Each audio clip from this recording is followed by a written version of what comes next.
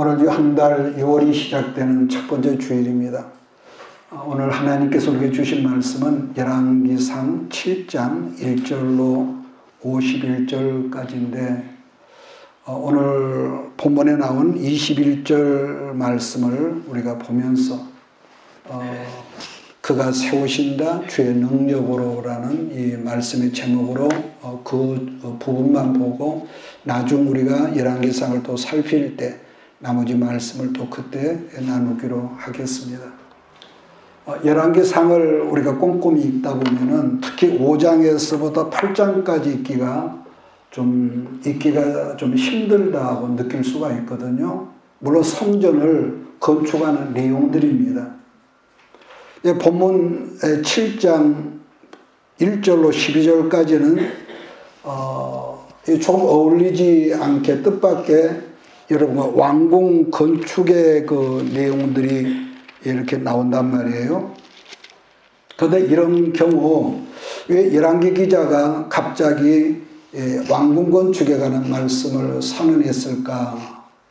그러니까 우리는 이런 거를 성경을 읽어갈 때에 항상 우리는 캐션을 붙이는 그런 그 습관이 여러분 있어야죠. 자, 그러면은 이 말씀하러 들어가기 전에 열왕기상 6장 38절을 제가 읽겠습니다.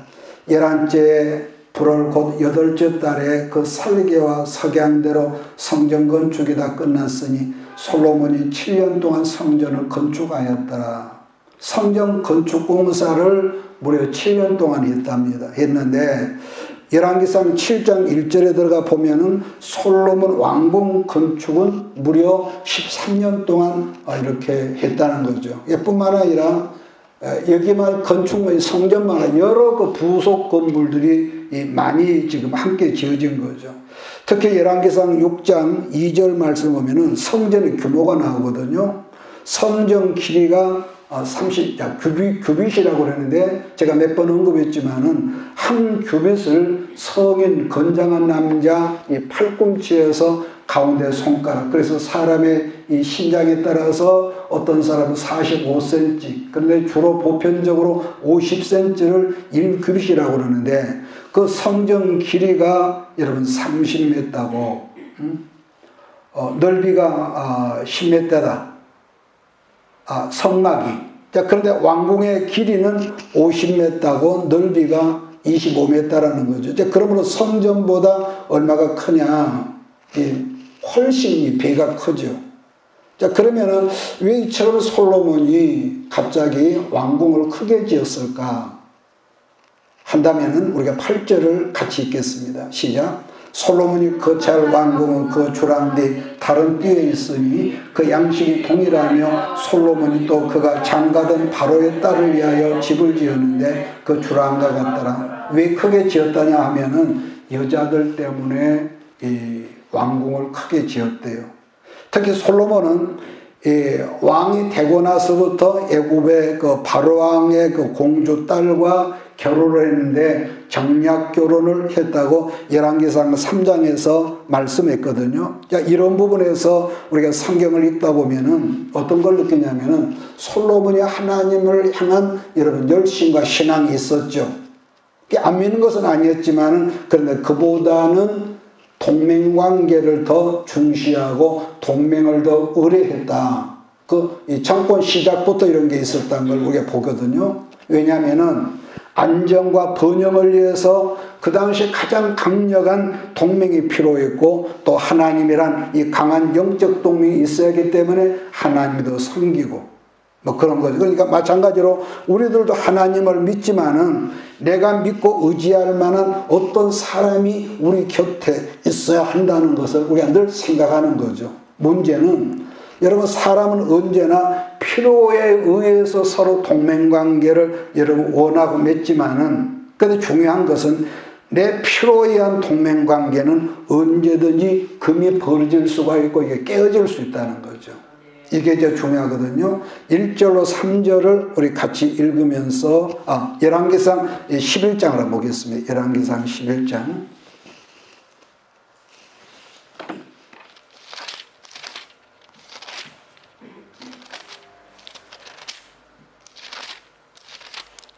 11장 1절로 3절을 같이 읽습니다. 시작.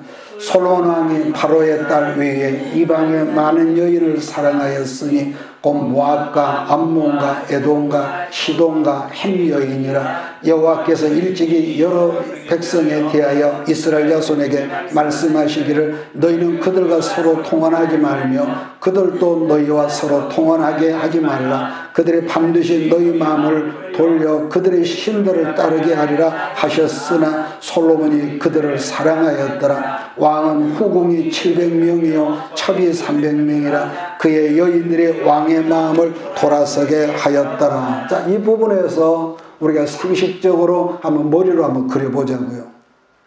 여기 지금 성전이 있고 그 곁에 바로 그 뒤쪽에 왕궁이 지금 있단 말이에요. 그러니까 성전은 제사를 드리는 그런 장소지만은 왕궁에는 뭐냐? 솔로몬이 정략적으로 결혼해서 지금 여자들이 솔로몬의 여자입니다. 솔로몬의 여자가 자그마치 그 궁궐에 1000명이 거의 있다. 한번 상상을 해보자고요. 한 남자가 1000명의 여자들과 지금 섞여서 살고 있는 겁니다. 문제는 이 여자들이 시집 올 때 자기 몸뚱이만 가지고 온 것이 아니라 뭘 가지고 옵니까? 자기 나라에서 섬기던 여러 가지 온갖 귀신들을 가지고 지금 이 솔로몬 이 왕궁, 성전 뒤편의 왕궁에서 지금 온갖 못된 짓을 지금 하고 있다는 것을 우리가 머리로 그려보자고요. 물론 다 그런 건 아니겠지만은 여러분 지금도 우리 가정이 있고 일터가 있고 교회가 있거든요.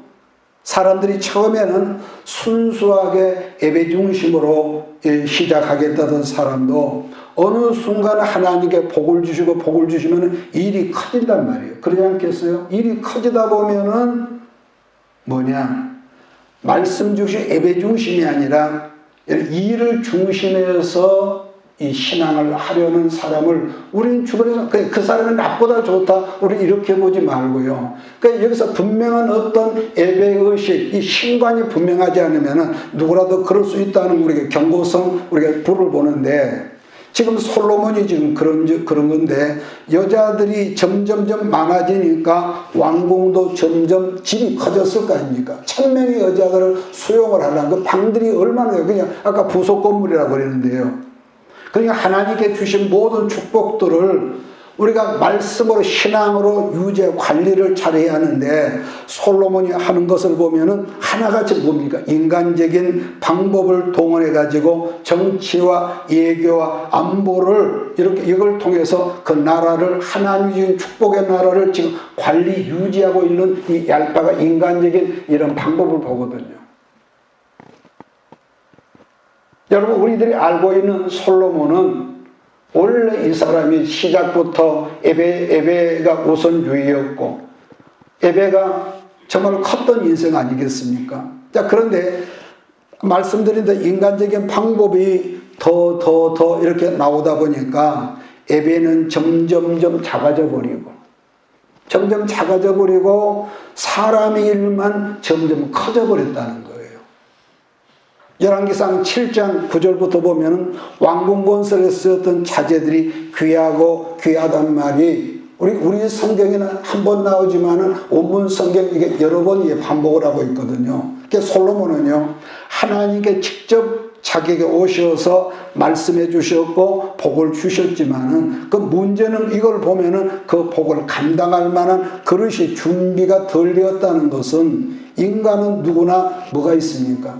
이렇게 말하면 나도 여러분 사람은 똑같이요.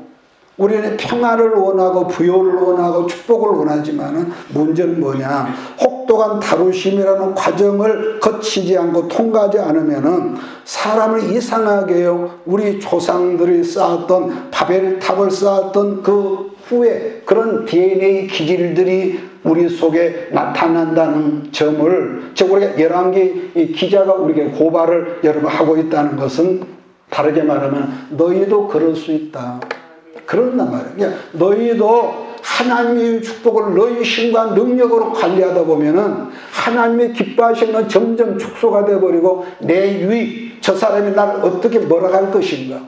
그러니까 사람들은 이렇다는 거예요. 예수님은 마태복음 7장 끝머리에서 반석에 지은 집과 기억하십니까? 모래 위에 세운 집을 뜬금없이 그런 말씀을 하거든요. 자, 그러면 여기서 반석 위에 이 건축한다는 집의 특징이 뭐냐면은 창수가 큰 비바람에 몰아치고 그래도 이런 집은 끄떡이 없대요. 여기 반석이라고 뭘 말하겠습니까? 하나님 말씀이죠. 말씀이고, 말씀이란 곧 신앙으로 지어진 어떤 그런 사업, 가정, 건축물 아니겠습니까? 열왕기 기자가 우리에게 말씀하고자 하는 것은 모든 축복은 전능하신 하나님께 우리가 받았지만은 뜻밖의 자기의 집을 모래 위에 세우려고 하는 지금 솔로몬의 그런 인간적인 그런 것들이 초창기부터 성전을 지으면서부터 이걸 열왕기 기자가 우리에게 좀 고발을 한단 말이에요. 그래서 말세를 살 우리들 역시 늘 우리가 예배를 중심하고 말씀을 중심에 산다고 말은 하지만은 뭐가 있느냐. 아까 제가 이 바벨의 어떤 DNA를 말했는데요. 결정적인 때를 만나면은 여지없이 뭐가 나오느냐. 인간적인 술수가 나고 인간적인 방법이 나온다. 그래서 이렇게 말하는 나도 여러분들로 풍요를 좋아하고 축복을 좋아하죠. 그러잖아요. 시작할 때는 안 그러겠죠. 근데 어느 정도 이게 몇 조금 안 가서는 우리 안에 본성이 나온단 말이에요. 본성이 나와서 사람들이 그저 하는 대로 이래 해. 그래서 그걸 보면은 축복이 정말로 중요한데, 그래서 신명기 8장에 보면은 축복 주시면서도 염려를 하죠. 네가 교만해서 네 능력으로 이 모든 복을 받아 얻었다 할까 네가 두렵다. 하나님이 우리를 향해서 두렵다. 그러니까 자, 다음 주에 다음 주에는 룻기나 다시 또 잠언이나 좀 그렇게 왜냐하면은 한 달씩 이렇게 계속 한다고 그랬죠. 왜냐하면 너무 길게 하니까 좀 지루한 것도 같고 그래서 바꿔가면서 일을 하는데, 그래서 이 크리스찬 거듭난 사람의 경제관에 대해서 제가 좀 묵상을 하고 있는데요. 그래서 열왕기 기자가 말하고자 하는 모든 축복은 반복하지요. 우리가 하나님께 받았지만 뜻밖의 자기 집을 모래 위에 세우려고 하는 인간적인 그런 걸 보거든요. 그러니까 말세를 살아온 우리들 역시도 반복하지요. 늘 말씀을 중심에서 산다고 말은 하지만은 결정적인 어떤 그런 때, 어떤 힘이 주어지면은 뭘 말하느냐. 여지없이 사람들의 방법이 나온다. 이렇게 말하는 나라고 다를 것 같냐? 아니요, 그렇지 않다는 거예요. 그런 점에서요, 옛날 어른들이 우리가 시골에서 키우는 소라는 짐승도 자기가 한번 빠졌던 구덩이는 안 빠진대요. 어른들이 하는 말입니다.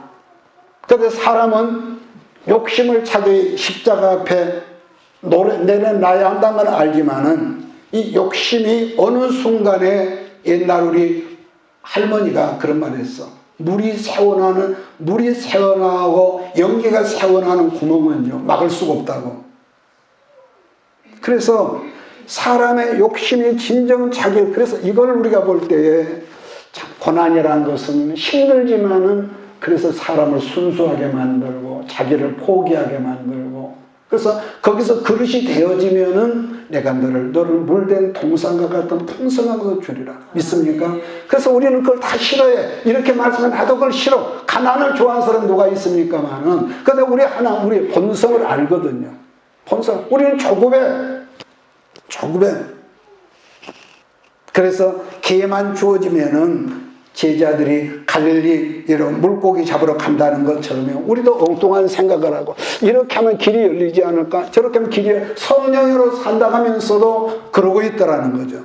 어떤 분이 그런 말을 했는데, 자동차 시험도요, 면허 시험도 단번에 털컥 붙은 것은 굉장히 위험한 징조다. 그분이 우스갯소리로 그런 말을 했는데요. 여러분, 우리가 성경에서 보는 사울왕과 다윗왕과 솔로몬 왕도 이건 하나님께서 직접 세우셨다, 기름 부으시고 세우셨단 말이에요. 세우셨잖아요.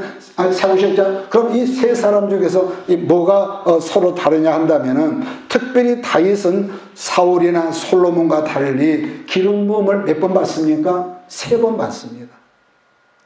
다윗은 3번 받거든요. 자, 그런데 다윗은 옛날에 시골에서 우리가 어렸을 때 보면 옛날에는 시골에 초상이 나면은 특히 우리가 여름날에 초상이 나면은 잔칫날 옛날에 먹을 것이 귀하기 때문에 아이들도 동네 강아지들도 이리저리 막 쫓겨다니면서 이 훔쳐 먹으니까 사람들이 강아지를 발로 차버리고 그랬거든. 그러니까 깽깽하면서 이 피해 다니고 그런 걸 우리가 기억하는데, 그러니까 초상집에 강아지처럼 이리저리 쫓겨다니고, 그래 온 이스라엘 산천초목으로 그러다가 이방 나라까지 쫓겨다니면서 다루심을 받았지만은 사울이나 솔로몬은 그 축복을 엄청난 복을 받았지만서도 그들의 삶에는 다루심이 없다는 것으로 말미암아 결국 시작부터 모래에 지은 집을 이렇게 짓는 인간적인 어떤 그런 것을 우리가 보더라는 것이죠. 그래서 이런 생각을 해보십시오.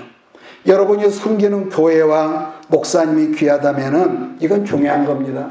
여러분의 가정도 귀하고 여러분의 남편도 여러분의 아내도 귀하게 여길 줄 아는 여러분 되기를 바랍니다. 특별히 목사만 귀하다, 교회가 귀하다, 그 말이 틀린 것은 아니지만은 목사가 귀한 만큼 여러분의 남편이 귀하고, 여러분 우리 아내가 귀하단 말이에요. 아니, 여러분이 근무하는 직장 상사님도 여러분 귀한 분이라는 우리가 그런 의식이 있어야죠. 그러나 어느 순간에 여러분들이 드리는 예배보다 하는 일이 커져버리다 보면은 그 사람은 지금 어느 순간에 솔로몬의 길을 걷고 있는 사람이라고 그래야 할 것입니다. 그래서 우리가 찬양 내용처럼 나 무엇과도 주님을 바꿀 수 없다고 늘 고백하는 여러분의 이 신앙 고백의 역사가 있기를 바랍니다. 왜냐하면은 말세를 살아가고 있는 우리들도 자칫 아까 언급했던 것처럼 솔로몬처럼 나의 왕궁을, 우리가 아무것도 없고 힘이 없을 때는 그런 의식도 없는데 어느 순간에 여러분들과 내게 어떤 물꼬를 열어주시고 사람들을 붙여주고 그랬을 때에 힘이 없을 땐 그런 생각도 나지 않은데 힘이 부어지면서부터 나도 몰래 내 왕국을 서서히 짓고자 하는 이런 이 잔머리가 우리가 나오거든요. 그래서요, 온 세상 사람들이 여러분이 짓고 있는 왕궁을 아무개 능력이 있어, 아무개 목사는 탁월해, 찬 사람의 박수를 보낸다 할지라도 어느 날부터 여러분과 내가 드리는 예배가 축소가 돼버리고 대신에 내가 눈에 보이는 가시적인 왕궁이 커지고 있다면 그 사람은 지금 자기도 몰래 솔로몬이 지었던 모래의 왕궁을 짓고 있는 사람이라 그렇게 말을 해도 여러분 틀리지 않을 것입니다. 그 다음 두 번째로는 13절부터 22절까지인데 뜬금없이 성전 앞에 세워둔 두 기둥에 관한 말씀이 여러분 나옵니다. 이름하여 뭡니까? 야긴과 보아스입니다. 오른쪽 기둥이 야긴이고 왼쪽 기둥을 보아스라고 그러는데, 여러분 이거 여기서요, 사실 기둥이라 그러면은 그 건축물이 무너지지 않도록 여러분 서로 연결하고 지탱하는 것이 기둥의 여러분 본 역할 아니겠습니까? 그런데 본장에 등장하는 이 두 기둥은 그런 이 건축에 대한 개념이 아니라 건물을 다 짓고 난 다음에 마치 뭐라고 할까요? 개선문 같은 그런 이미지로 이 기둥을 세웠다는 거예요. 또 한 가지 살필 것은 성전 오른쪽 기둥이 뭐라고 그랬습니까? 야긴이라고 그랬고 왼쪽을 보아스라고 그랬는데, 여기 서 있는 박 목사가 성전이라고 가정했을 때 나의 오른쪽 기둥이 야긴이고 나의 왼쪽 기둥이 뭐라는 거예요? 보아스. 근데 옛날 이 문제를 신학교 시험에 나온 적이 있었는데 다들 자기 여러분 입장에서 오른쪽 왼쪽 그걸 구분을 못 해가지고 우리가 같이 우선적인 생각이 나는데요. 자, 그러면은 야긴의 뜻을 본문 성경은 뭐라고 그랬느냐? 하나님 곧 그가 세우신다. 그 다음 보아스는 룻기에 나오는 룻의 남편 이름이 보아스 아닙니까? 그런데 보아스란 그 해석이 뭐냐? 그에게 능력이 있다. 그에게 능력이 있다라는 이런 뜻이라고 그랬습니다. 그러므로 성전을 조금 멀리에서 우리가 바라본다면 일반적으로 야, 하나님의 성전 크다, 멋지다 이렇게 말하겠죠. 그러나 그걸 지금 이 열왕기상 기자가 말하는 게 아니라 열왕기 기자는 건물보다는 성전 앞에 두 기둥을 주목하라는 거죠. 성전 앞에는 두 기둥을. 그럼 왜 그랬을까? 성전을 바라볼 때마다 그가 세우신다, 그의 능력이 있으시다. 다르게 말하자면 우리들 인생이 이렇게 봅시다. 내가 나이는 들었고 내가 붙잡을 건 없고 이제 나이도 들었고 내가 나를 보더라 나는 이제 모든 것이 다 무너졌다 끝났다 이럴 수 있고 나를 도와줄 사람도 없고 그랬을지라도 열왕기 기자의 주문이라는 것은 언제 어디서라도 성전을 바라보는 그 순간에 첫 번째 어떤 고백을 하라는 겁니까? 하나님이 세우신다. 그가 세우신다. 하나님께 능력이 있다. 아멘이십니까? 그가 세우신다. 그에게 능력이 있다는 고백을 말하라는 당부인데 그게 뭐냐? 야긴과 보아스인데 이 고백과 선포가 언제나 여러분 입에 있어서 야긴과 보아스가 여러분 6월 한 달을 살아가는 기도 제목이 되기를 주의로 축복합니다. 그러니까 세우시는 능력이 주께 있고 내게 능력 주는 능력이 주께 있다는 거예요. 그가 세우신다. 그에게 능력이 있다. 그러니까 주 하나님을 믿는 주의 자녀들도 우리가 기도했으면 우리가 늘 넘어지잖아요. 늘 넘어지거든요. 넘어지긴 하지만은 넘어졌을지라도 그가 우리를 세우신다. 이 말을 뒤집는다면은 자기 능력을 의지하며 절대로 일어설 수 없다는 말이 되는 거죠. 그럼 이 두 기둥을 누가 세웠느냐? 앞부분을 보면은 히람이라는 대장장이가 지금 등장을 하거든요. 그러니까 정확히는 모르지만은 아마 그 시대에는 이걸 볼 때 이 히람이라는 이름이 아마 그 일반 대중들과 유행하는 이름이 아니었을까. 왜냐하면은 왕도 히람인데 대장장이도 히람이란 말이에요. 대장장이도.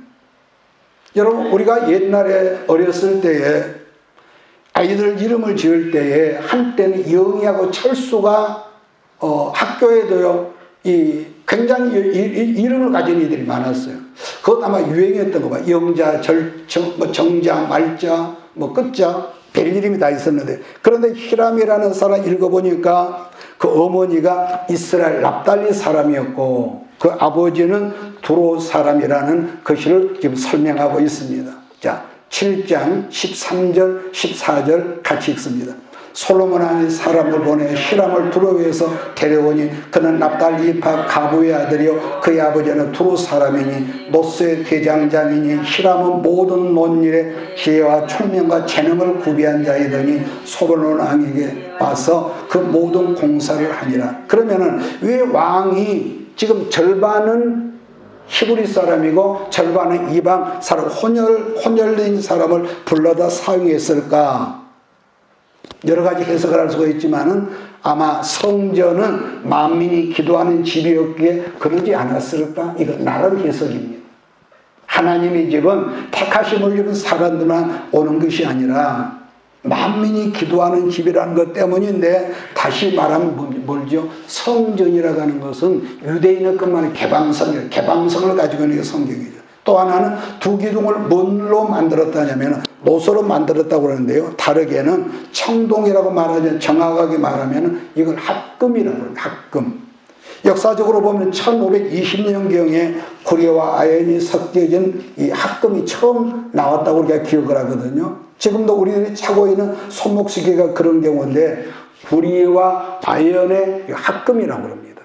합금. 자, 그러다 보니까 이게 변색이 되지 않고 항상 반짝거리는 광택을 지니고 있는데 제가 들은 풍월에 의하면은요, 중국제 그 시계, 요즘은 짝퉁이 아주 굉장히 밀수로 보더라도 많이 나오는데 중국제 시계가 생각보다 아연이 많이 포함돼서 사람들이 잠을 자다가 시계를 이렇게 베고 여러분 잠을 자다가 침을 흘린 상태에서 그 침이 얼굴에 비비면은 아연이 녹아들어서 중독이 돼가지고 이게 부풀러 오르고 썩는다. 그런 제가 기사를 본 적이 있거든요. 다르게 말하면은 그걸 항동이라고 하죠. 항동이라고도 말하는데 여러분 트럼펫이라든지 또 색소폰 같은 악기들을 이름하여 금관악기라 금관악기. 근데 금은 아니거든요. 물론 성경에 나온 것은 합금인 황동이라고 해요. 황동. 그러니까 그 당시 기술로는 구리와 주석인 거죠. 그래서 구리와 주석을 적당히 섞어서 만든 것을 우리는 청동기라고 말하는데 우리가 어려서 배운 대로 그 시대를 청동기 시대라고 그러죠. 그래서 그 비율을 잘 맞추는 기술자 히람이 이스라엘 사람이 아니라 레바논의 도로 사람이었다고 이것을 기자가 말합니다. 21절, 22절로 건너뛰어서 우리 함께 읽겠습니다. 이 기둥을 두 기둥을 성전의 주랑 앞에 세우되 오른쪽 기둥을 세우고 그 이름을 야긴이라 하고 왼쪽의 기둥을 세우고 그 이름을 보아스라 하였으며 이 두 기둥 꼭대기에는 백합화 형상이 있더라. 두 기둥 공사가 끝나니라. 마지막 시대를 살아 우리들 역시도 신앙 고백이 이 두 기둥이 한다는 것은 그가 나를 세우신다. 아멘이십니까? 그가 나를 세우신다. 또 나를 복주신 능력은 주께만 있다는 고백이 늘 여러분에게 항상 있게 되기를 주의로 축복합니다.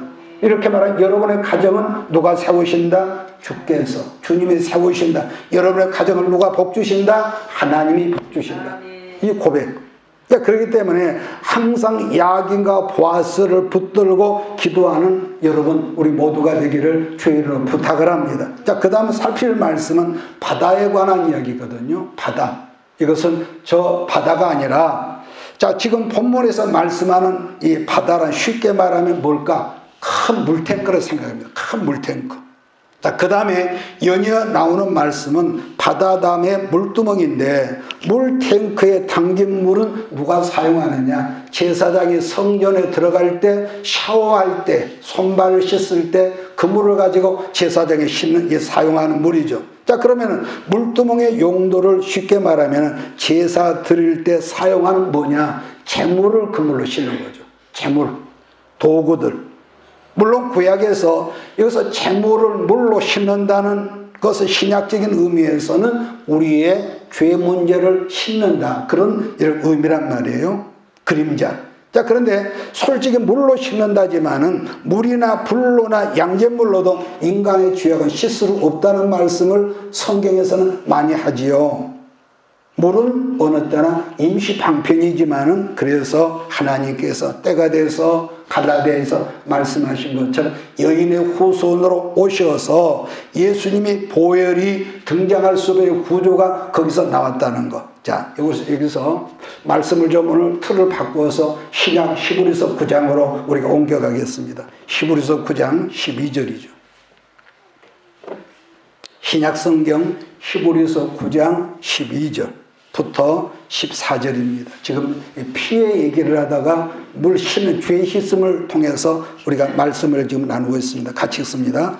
염소와 송아지 피로 하지 아니하고 오직 자기의 피로 영원한 속죄를 이루사 단번에 성소에 들어가셨느니라. 염소와 항소의 피와 및 암송아 죄를 부정한 자에게 뿌려 그 육체를 정결하게 하여 거룩하게 하거든 하물며 영원하신 성령으로 말미암아 흠없는 자기를 하나님께 드린 그리스도의 피가 어찌 너희 양심을 죽은 행실에서 깨끗하게 하고 살아계신 하나님을 섬기게 하지 못하겠느냐.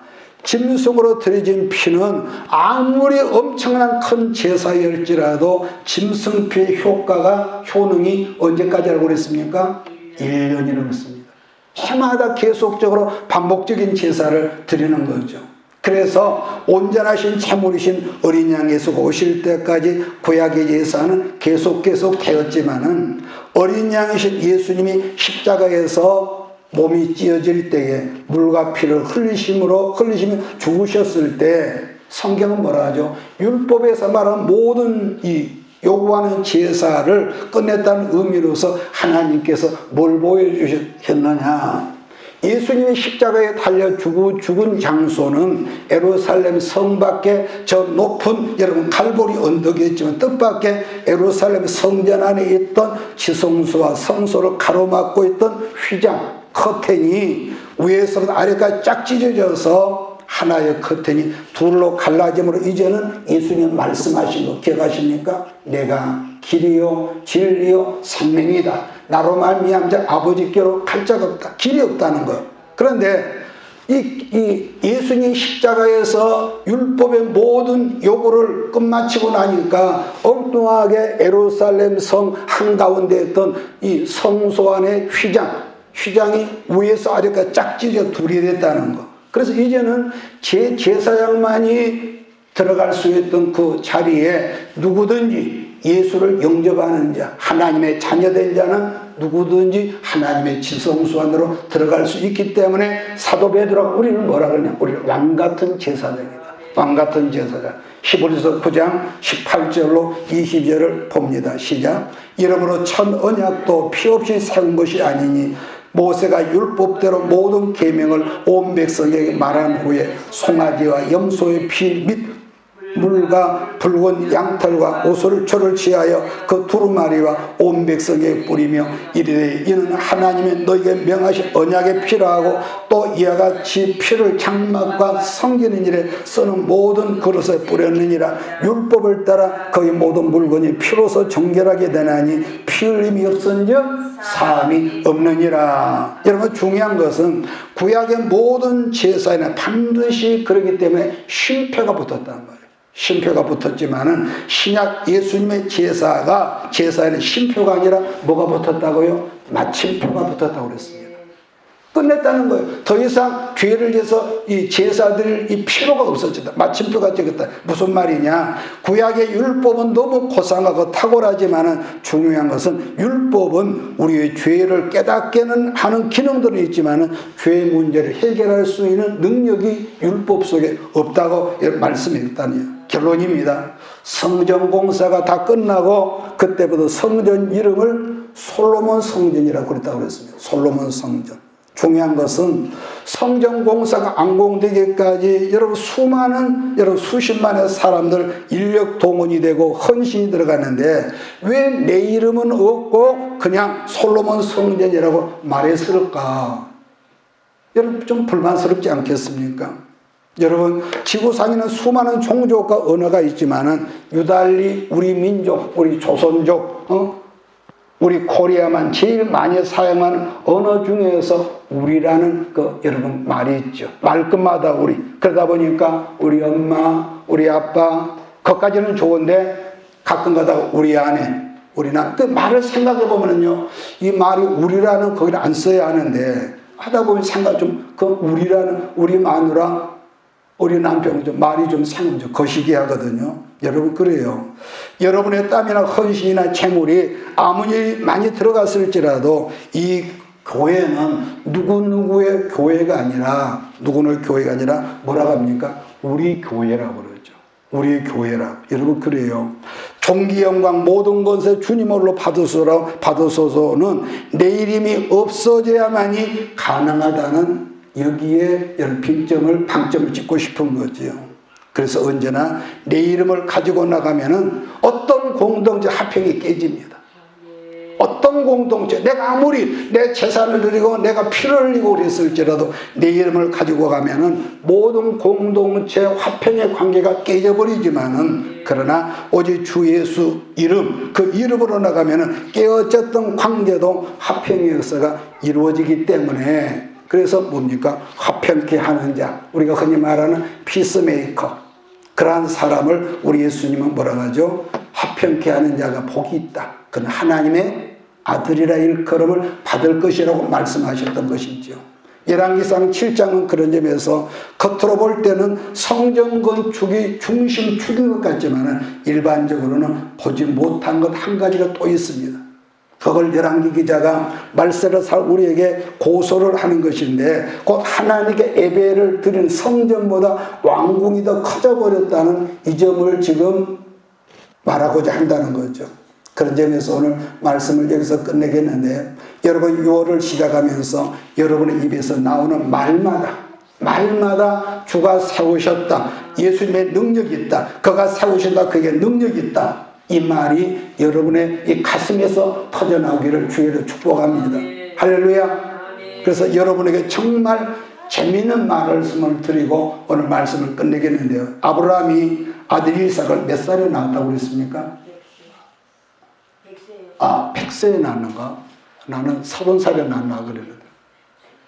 저는 아브라함보다 한참 나이가 어리지만은 하나님께서 혹시라도 내 아내를 통해서 쌍둥이를 낳게 하신다면은 우리 아이들의 이름을 이제 야긴과 보아스로 지어야겠다. 할렐루야. 전혀 이해가 도저히 안 되는. 교회가 부흥이 더디면은 사모가 쌍둥이를 몇 번만 낳는다면은 부흥은 여러분 아무것도 아닐 거예요. 왜냐하면은 그가 세우신다. 그에게 능력이 있다.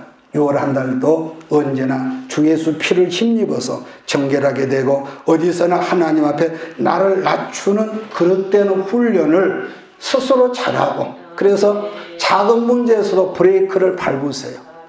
이 인간관계에서, 부부관계 속에서 이 브레이크를 밟는 훈련이 안 되면은 어떤 큰 일에 브레이크를 밟는다 어린 택도 없습니다. 작은 일에, 아니 나는 오늘 이 말 안 하면 나는 복장이 터져서 나 못 견딘다고, 그러나 꼭 하고 싶은 말 하고 나면은요, 아무리 좋은 관계가 깨진다니까요. 하필에 깨져. 그러니까 하고 싶은 말이 여기까지 올라올지라도 꿀꺽 삼키고 아멘 아멘, 그래 그 자리를 피해버려. 그 목사님이 그렇게 합니까? 예, 저는 부지런히 그렇게 합니다. 복장이 터지려 하고 꼬라지가 올라오고, 그래도 100% 브레이크는 안 들어요, 아직까지는. 그래도 하려고 해보고 또 해보고, 그러다 보니까 뭐가 다르냐, 난 전혀 나는 변함이 없는데 내 속에 평안함이 있고, 여러분 그러더라고요. 그래서 이 나를 낮추고 나를 부인하는 이 훈련을 통해서 여러분을 지금을 보지 말고 항상 내일을 바라보면서 항상 하나님의 사용하신 피스메이커가 되어지기를 주의 이름으로 축복합니다. 그럴 준비가 되어지면은 보십시오. 분명히 물된 통상 같은 역사가 여러분의 삶 속에 개봉박두. 할렐루야. 이것이